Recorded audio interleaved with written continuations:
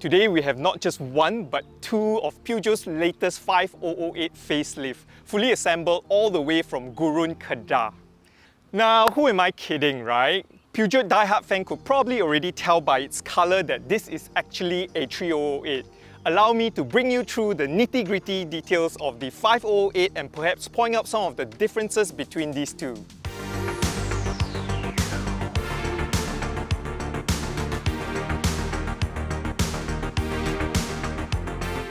To give you some context, the Peugeot 5008 and 3008 has come a long way. Since its inception back in 2009 as an MPV, it has now evolved into an SUV. Perhaps it's cooler to be pulling up on an SUV full of kids rather than a people carrier MPV. I think it's only fair that we wear a new lens in reviewing these cars today. Put aside all the preconceived ideas of what you think about the brand, considering that this brand has recently been taken over by Burma's Auto Malaysia. Okay, s'il vous plaît? For a start, there's only one sole variant for both the 5008 and 3008 here in our market. I guess too many options can be quite confusing for the consumer. And it's priced at $182,000 for the 5008 and $166,000 for the 3008. Peugeot actually claims that their locally assembled cars are built in ASEAN for ASEAN. What that actually means is these cars have gone through rigorous testing to ensure that they are suitable for our road condition and also the climate here in Malaysia. And I actually believe them. Peugeot, built in ASEAN for ASEAN. We build Peugeot cars in ASEAN and for you in ASEAN. Peugeot, built in ASEAN for ASEAN. We built a Peugeot car in ASEAN for you in ASEAN. Essentially, both the 5008 and 3008 are identical in looks and drivetrain, except that one is a slightly larger 7-seater and the other is a 5-seater compact SUV.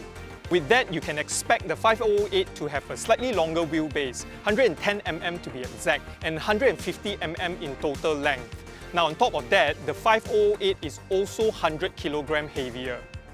Now it is hard to tell the difference from a distance which is which, but if you look a bit closer, you can find the numerical emblem stated clearly on top of the bumper for each variant. However, for today, we will be focusing on the 5008. Personally, on the front, it doesn't quite look like a facelift model, to me at least. It looks like a brand new design. I find myself taking a second look at it every time I pass by the car. I don't get that feeling with the pre-facelifted model. Now at the front, it's a completely new design, starting from the frameless grille with these sexy floating tiles that extends all the way to the headlights. These headlights are also new that supports auto high beam and auto cornering. Now my favorite part of it is the new DRL lights. Don't you think it looks like a samurai sword? It also acts as a turn signal indicator. To finish it all up, you get this sporty looking vans that is actually not a real air van on the side, and this classy silver plate at the bottom. All in all, it gives it a really fresh and commanding presence. At the side, you get the same 18-inch alloy rims as before, 225/55 Continental cross-contact tyres. The back is predominantly the same as before except for the tail light. You now get more 3D effect on top of already a 3D effect. So it's like a 3D in a 3D. Right below it, you get sequential turn indicators. And unfortunately, the exhaust tip is still a decorative item.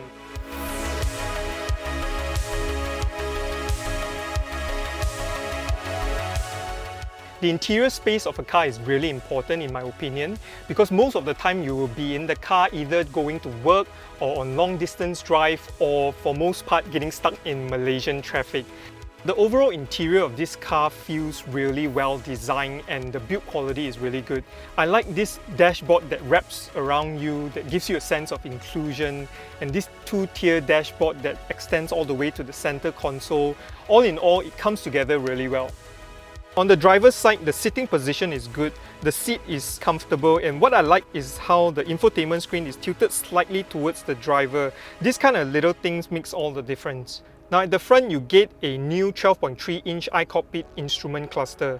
You get to select different drive themes to display different information depending on what you need. I like this particular minimum theme. The overall graphics and colours look sharp and crisp, but the system does feel a little laggy, especially changing from one theme to the other. Over here you get Peugeot's signature compact steering wheel with pedal shifters, which I really like because it feels really sporty and for some reason makes you feel like you're under control. Because of this compact steering wheel, your viewing on the instrument cluster now sits above the steering as opposed to through the steering like most cars. It takes a bit of getting used to, but it's not an issue for me. And on the center, you now get a larger 10-inch touchscreen infotainment display that supports wired Android Auto and Apple CarPlay. Now this car also comes equipped with only a reverse camera, and I've heard many complaints about how bad the quality is. Honestly, it's really bad. It's not because the screen is not sharp enough, but the camera resolution looks like it's shot in 480p. Peugeot, why like that? Now at the bottom here you get piano key-like buttons, which is pretty nifty. You can navigate through the more important stuff within the car through these buttons such as home screens, music, navigation and aircon. Speaking of aircon, what I don't quite like is the aircon control button now sits within the screen. Every time you want to adjust the temperature within the cabin, you have to touch the screen.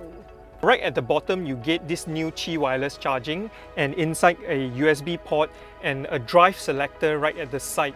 You get 5 different driving modes: snow, mud, sand, off ESP and normal driving mode. Now other things to take note, you get dual zone climate control, 6-way powered front seats and panoramic sunroof. All of these things are the same with the 3008. Now at the second row seat, this is where you want to be. The space is wide and spacious. As you can see, headroom is decent, leg room is aplenty, and the floor is flat, which is good. Makes going in and coming out of the car much easier. Now these seats can be slide front and back depending on how much space you need. And the best part is, it can be reclined. At the back, you also get an additional aircon control, which is only applicable to this model. Now before I forget, this car also comes with 2 secret compartments to keep all your dirty shoes or your dirty laundries from prying eyes.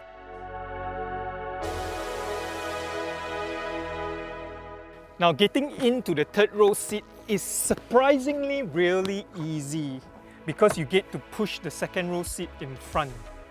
Once you're back here, you soon realize that this is not the place you want to be. This is where the 5+2 version of the car really shows. No offense. These 2 extra seats looks like it's purpose built for a child. I'm not a big guy and it feels pretty cramped right here. Let's just keep this space for children and short distance drive only. But I guess it's good to have, which is still a good thing. Now let's check out the boot.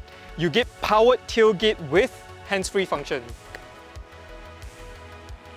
Now with the seats up, you get 167 litres of space. I doubt it can even fit an L-size luggage bag. But if the third row seats are folded down, you get a massive 952 litres of space. If that is not enough, the second row seats can be folded to give you a total of 2,150 litres of space. The third row seats can be folded and kept nicely down here, and it sits flush with the loading lid, which makes it easier to carry big and bulky items into the boot. What's interesting is these seats can also be removed. Now I'm not exactly sure whether I'm particularly liking this idea of a removable seat, just because it seems rather unsafe for the third row passenger. But anyway, let's move on.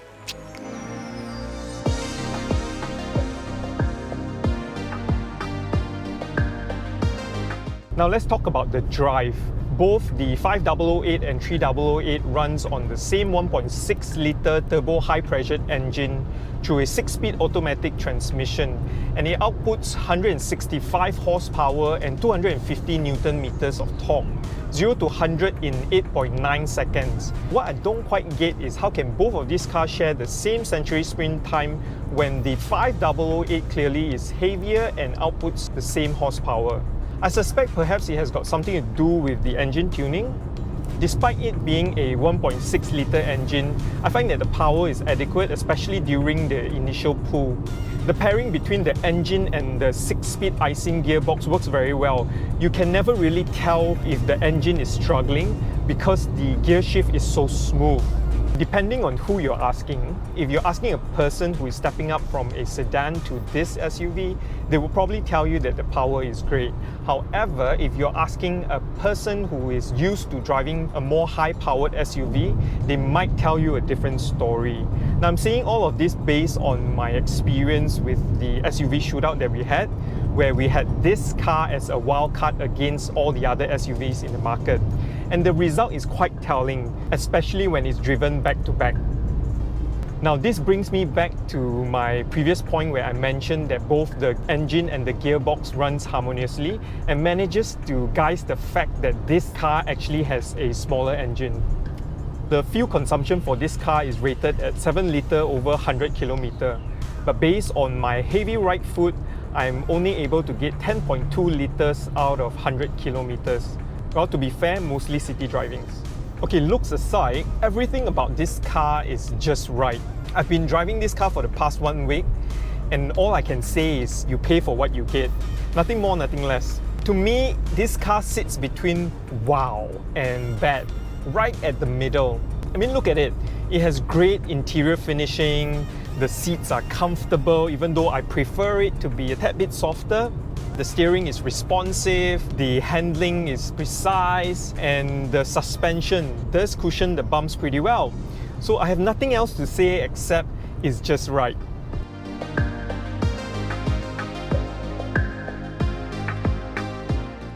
I know some of you are not a fan of the fake exhaust sound, but to me, I kind of enjoyed it. It makes the drive a lot more enjoyable, especially in an SUV like this. If you switch on your sports mode, suddenly it feels like you can overtake any car. Look at that. It pushes you and tells you that, come on, you can do it. So, fake as it may sound, I think it's a pretty cool feature to have. Now, on the safety front, this car lacks in some of the more advanced safety features such as forward collision warning with autonomous braking, cruise control with stop and go function. Heck, this car don't even have an all-round view monitor. But what you do get is blind spot monitoring, lane departure warning, hill descent assist, active grip assist, and so on. Now, all in all, my only gripe with this car would probably be the lack of USB ports. Think about it. I know it's very superficial, but if this car had 10 USB ports, it's going to be the talk of the town. What I find a bit unnatural are the pedal shifters are located at the steering column and not on the steering itself. So it's almost impossible at turns and corners to try to engage with the pedal shifters. Also, perhaps the really bad reverse camera, and more importantly, the lack in more advanced safety features in this car. But other than that, I think this car is pretty cool.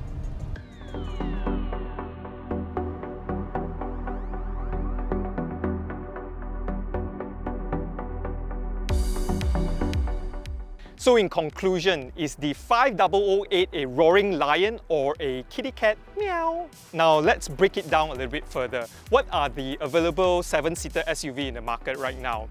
You have the Hyundai Santa Fe, which is slightly pricier with less premium touches, and then you have the Mazda CX-8 and the Volkswagen Tiguan All-Space, which I believe is the strongest contender against the 5008. If I am to be true to myself, when I said that I'm going to give this car a fighting chance, I would say that the 5008 is definitely a roaring lion that you should consider. Reason number 1, this is a great looking car. Reason number 2, it drives and handles really well. And lastly, while most car manufacturer has a long waiting list to deliver their car, Peugeot claims that their waiting list is just 1 to 2 months. How about that? Now, if you enjoy watching this video, do subscribe to our channel, give us a thumbs up, and if you want to find out more about the 5008 or even the 3008, do log on to AutoBuzz.my. Thank you guys so much for watching. I see you in the next video. Ciao!